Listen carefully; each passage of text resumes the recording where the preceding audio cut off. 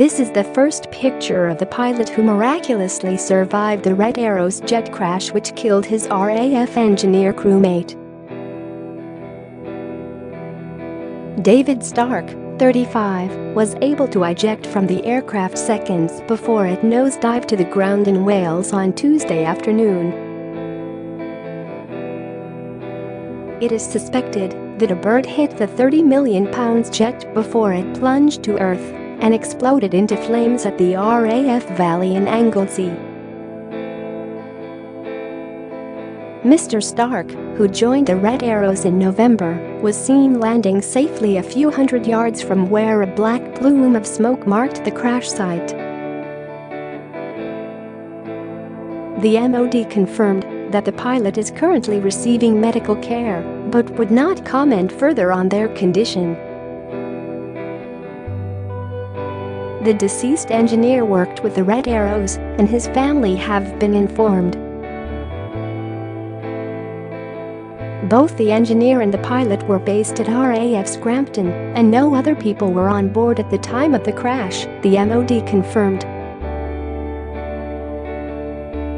The plane was on a routine transit journey from RAF Valley to RAF Scrampton after ground training when it crashed. Group Captain Nick Tuckerlow said in a statement, "It's with great sadness that the RAF can confirm the death of an engineer from the RAF aerobatics team the Red Arrows in a tragic accident today." The engineer's family have been informed and have asked for a 24-hour period of grace before further details are released. The pilot of the aircraft survived the incident and is currently receiving medical care. Defense Secretary Gavin Williamson extended his thoughts and prayers to the family. Air Chief Marshal Sir Stephen Hillier, head of the RAF, said, "This tragic accident is a reminder that we must never take for granted the risks our people take in the service of our country. My deepest thoughts are with the friends and family of those involved at this terrible time." Eyewitness Peter Glover, 66, from Stockport, told the Daily Mirror that he saw the engineer eject a split second before the aircraft nose-dived onto the south runway at RAF Valley, a base used to train UK fighter pilots and aircrew. When he saw just one of the survivors stand up, he feared the worst. He told the Mirror exclusively, "I was watching from my caravan. The plane took off to the north. I saw it shoot down the runway. I thought it had gone. I was just looking for other planes. Then all of a sudden it came back from behind me.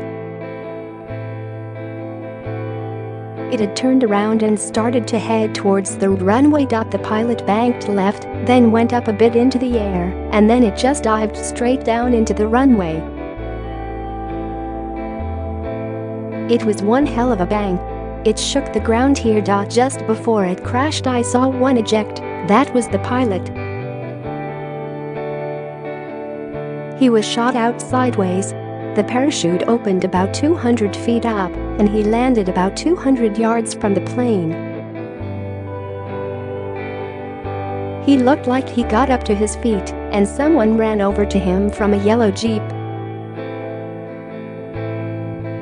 But I also saw something else that looked like it could have been an ejection seat, but I did not see a second parachute."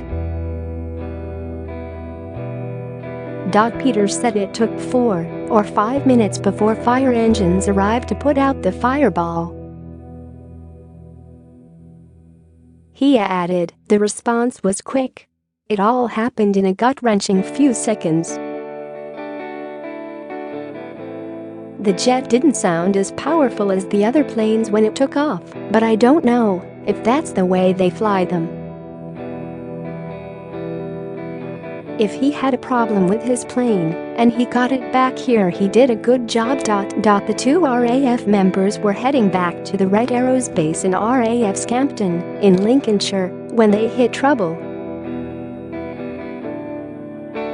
Witness Dino James, who took photographs, said it missed the runway and landed at the left-hand side. Two pilots were ejected about 200 yards from the ground.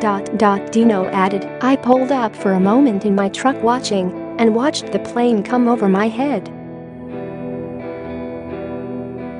The air ambulance was scrambled to RAF Valley. The Welsh Ambulance Service said, we were called shortly before 1:30 p.m. to reports an aircraft had crashed at RAF Valley in Holyhead. An RAF spokesperson said, we are investigating the incident and it would be inappropriate to comment further at this stage.